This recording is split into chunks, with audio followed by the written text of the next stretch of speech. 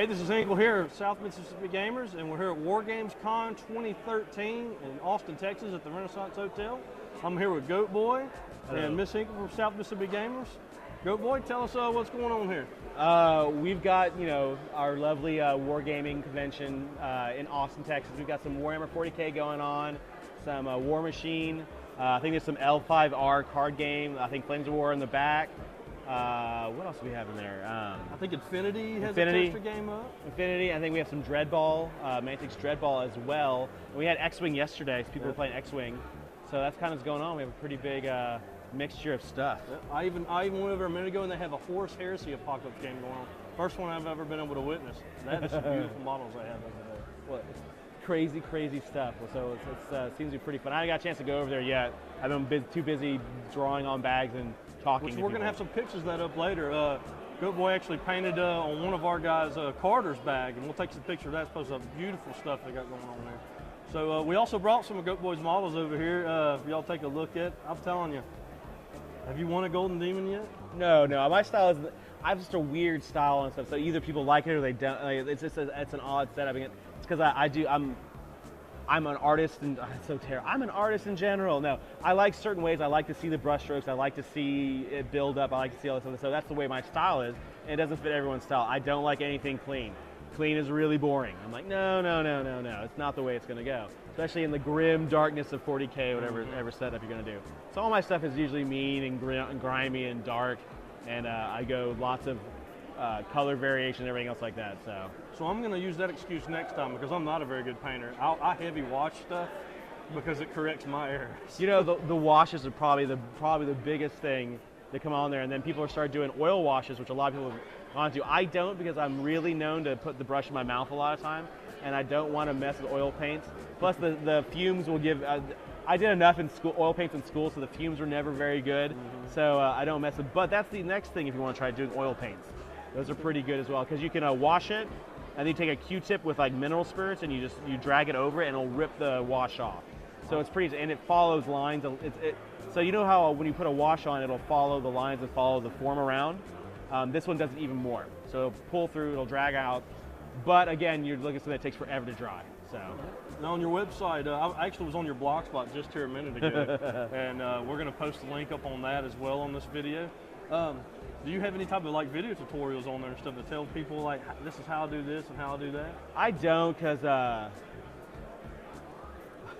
I'm lazy. I haven't set the video camera and set up, and to do a really good one, you got to do pretty well concentrated to make it worthwhile. Because sometimes you see this stuff on there, and it's just not really worth that time to watch what you do. And there's a couple guys who do better ones, like James Wapple's doing one that looks like he's putting a lot of effort and time. It's going to look great. Who else does some good ones? Cool Me or Not does some ones that are pretty decent, and I've seen some other ones on there. So it's all odd. And really, what I'd rather do is just I'd rather do how to do quick and dirty painting classes. Like this is just quick and dirty options of getting your stuff done quickly. So maybe in the future we might be able to talk Goatboy and maybe coming to one of our events and doing a little painting class for some people in the future. Yeah, it's not that far away, so that's always good. If it's within driving distance of not a majority of a day, like 20 hours, usually it's okay. Like driving to Chicago sucks from Austin. There's nothing worse than that. I've done it 3 times. Well, Miss Hinkle here, she's our local, one of our best painters down there, and I showed her some of your work, and she said, well, maybe you got a couple questions for him here on this? First thing I want to know is, which one's your favorite? Right now, it's probably that one. That's the one I like one of the most because it does a lot of the weird stuff. It's modeling stuff that I like to do, and then it's anything red. I like anything red. That's my favorite color. So I'll paint anything red. I'm like, I love red. That one's red. And that one's red. That one's red. Oh, that one's red too. And that one has red on it too. And I have red orcs as well, so go figure. That's the color I like to paint. That's one of my favorite ones, just because I think modeling as well as the paint works really well on it. I wish I would have blended the reds a little bit more, but I kind of wanted to get it done and get it using on the tabletop, because that's kind of where I'm ADD, where I'm like, I want it now, I wanted to get to play it. So I'm much more of I'm a player and I like to paint, so everything else. I think the model I hate painting the most right now is Helldrakes. That's a lot of detail. And I'm on, I've got 3 more sitting at home that'll put me at 11 right now, which I try to convince him to do it a different way. He's like, no, he wants to do it. I'm like, no. Because the one that's for the prize, it's got a locked in, so it looks like a Hellblade. I wish I would have done mine like that. I have another one that I broke already, like broke it apart. I'm like, I'm just gonna redo it that way. But I think you can fly with it, because that's like that thing's broken once, and it'll break off its base real easily. I've broken this guy's arm a few times. Yeah, they just break. These things don't break too bad because this will break off here, and so usually doesn't. You just re-glue it on, but it's just a terrible design. I've seen people magnetize it pretty good, but I just don't trust myself. I've got an idea how to do it, and I'm like, I don't want to do it. Use the magnetizer. Yeah, I do magnetize. Well, I want to do the magnetize inside here, so basically it has two pieces of like the metal that go through and lock up in there, so it'll lock it up. So basically it would hold it and kind of lock it in there, and so I'm like, that should work, but then I don't do it. So and then I glue it. I'm like, I should have thought about magnetizing it.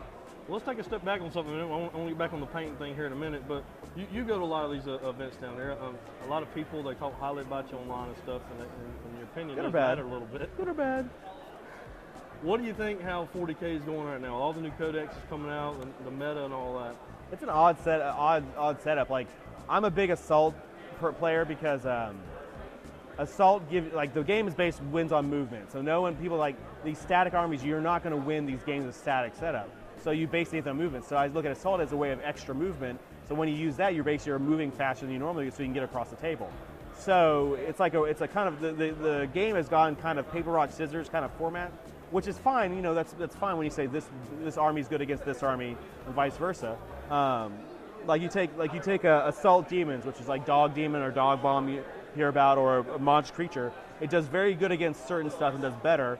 While everything else, so it kind of cycles of like I think Eldar are going to beat up on Necrons pretty bad. Kind of like Tau are right now with all the Interceptor. Tau versus Necrons is okay because the Necron can expand out pretty quickly with guns, while their guns don't really hurt their armor 13 that well. So you got to throw a broadside into a 90-point annihilation barge. You're not going to take away its armor, and if you don't roll a lot of sixes enough, it's gone. You didn't kill it, and then it's still effective on it.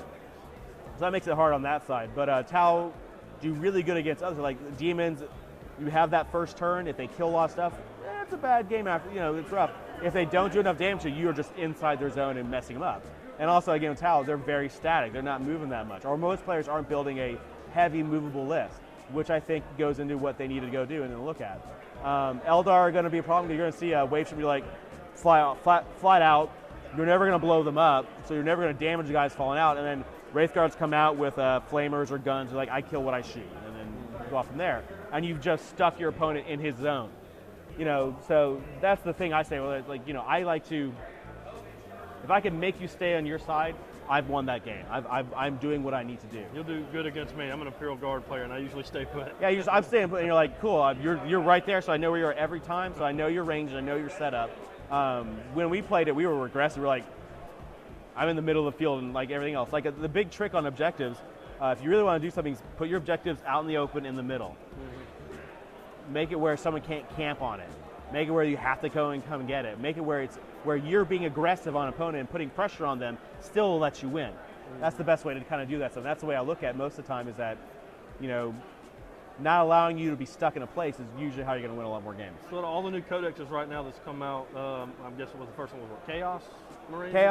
Chaos, Dark Angels, Demons, Tau, and Eldar now. Which one is your favorite right now? I'm playing Demons. Demons? Chaos is a little boring, a little bit. Dragon's really good, and just kind of boring. So how do you like the change from the old codex to the new codex? I'm happy with it. I really hated that deep strike mechanic. I screwed up many times. It also was the best army was the same army. There really wasn't different. So it didn't really have any kind of, the pretty much army was, 18 Fiends or 12 Fiends, Blob of Crushers, some greater demons to shoot stuff out if you need to, everything else. And depending on if you have Dark Eldar locally or not, depending on what you put on there. So I like it better. I think overall it's a better book. So you think Games Workshop is improving on the way their codex come out, maybe getting more people to come into it, or do you think more people are leaving? Really the biggest thing right now is when you have a Marine book, when the Marine book comes out, you'll see a bunch of people come back. I have so much Marine crap in boxes and crap at home. Too. We all do. And that's all we're waiting on. We're just waiting on a Marine book, and that should be September is what we're hearing. I hope it's sooner than that. So September, you're going to see the game do a push-up again. The big thing is that, we all have Marine stuff, so we're never going to have a issue. We're not going to have any models. The problem with these new ones, like either if you have Eldar, you're happy, you buy a few things. But most of the time, you're probably not going to really buy a brand new Eldar army. Right. You know, I'm not. I don't plan on doing it. Just to buy the new models that came out. If I have the army, I don't play Eldar, so they can rot for all I care. I'll build new demon armies all the time because they're fun for me to paint. Just like Tau, like I actually kind of like the way Tau look, and I like painting them. They're kind of fun. I don't know if I want to play them because they're kind of Grey Knighty. You're like, yeah, I'm a good player. I just roll dice, and no one likes to play against you. You don't want to play. You're not going to play that much when you play everything else. So, you know, that's why I don't want to necessarily play. I might build a Farsight bomb because it's stupid. That's the thing on there. But I think, like, right now, Codex-wise, Tau is really good. Tau is a lot like IG, except they do certain things better than IG. They could be more movable than IG were, but IG have barrage and template stuff. So it's a funky setup. And Tau and Tau matchups going to be who went first and who murdered out certain squads. I've been fortunate to play against Carl Short a few times, and we've been back and forth with wins and losses since he's got the new codex. But it did bring him heavily back in the game, so I am happy that the Tau codex is good. That's it. I think when you see Marines, we're going to see a big influx of new players. You can see people coming in because Marines what they know, and they'll probably come out with something ridiculous. Like I think the new Apocalypse is supposed to have rumors say only 2 races don't get big kits. And that's coming out in July. That's July. Actually, we're going to be running our first Apocalypse game with South Mississippi Gamers August. We'll see. I mean, I can't, like, I do want to buy that stupid big thing with the big chain axe. It looks dumb as crap, but it makes me laugh. So I'm gonna, And then I think if Marines get a knight or something like that, I think that's what we hear, knight. I hope everybody gets something. In my mind, I picture like Imperial Guard. They're either going to get a giant mech robot, or they're going to get something between a Baneblade and a Lehman Russ. Well, from what we hear, they don't get something, and Orcs don't get something because Orcs already have a super heavy with the Stompa and we have Baneblade. So those are good. That's out. And then Eldar, I don't know what Eldar are going to get. Maybe they'll get some kind of crazy bomber flyer. You already saw what looked like the Necron thing, which like the magical egg of I Doom. saw that where it came out like that. So I'm like, beautiful model. I will see what it looks like. We'll see what it does. I mean, it's on this base. I'm like, it looks so dumb on this one. Like, it looks awesome. But like, it looks so wonky. Like, I was like, shouldn't it be like this tall off the ground? But I guess it's this tall. I don't know. And then the chainsaw tank, which I think is just ridiculous. I do want to put a band on top of it, so that's the joke I had for this movie, band on it. And then I'm guessing Marines are supposed to get a knight. I'm guessing a knight. That'd be awesome. Something that's like the Dreadnought or whatever, like that right there, but maybe a little bigger. No, I think it's going to be the size of the Dreamforge one. Really? Yeah, I bet you. Because it looks like the you look at a Baneblade is about this big. The Mage Knight's about this big, so we know they can do kits that size. So I'm going to guess it's going to be about something like the Stompa size, like this tall, like 4 or 5 sprues, and just go from there. And maybe I'll get lucky and they'll just let us start playing Baneblades that are weaker and a lesser cost. I think that's what's already going to. I think that's what IG is going to get. If we saw Wraith Knight at 250, IG can get it. I mean, it shoots a big template, but just take away some of the other guns. Well, they'll probably be a small template that'll shoot multiples, and everything else. That's what I think it's going to do. I think it'd be great because I got 3 of them sitting at the house collecting dust half the time. I have one in. I have one in pieces. I thought about you making terrain. I have 2 Stompa kits at home in boxes. Let me tell you about the Stompa. We got a buddy of ours right now. We had 2 junk monoliths someone put together with some hot glue. So we took it apart, cleaned it up, and this is JKPZ28. And he cleaned them off and put them back together and got some stuff from Horda bits and all that and built looted monoliths for our orc armies.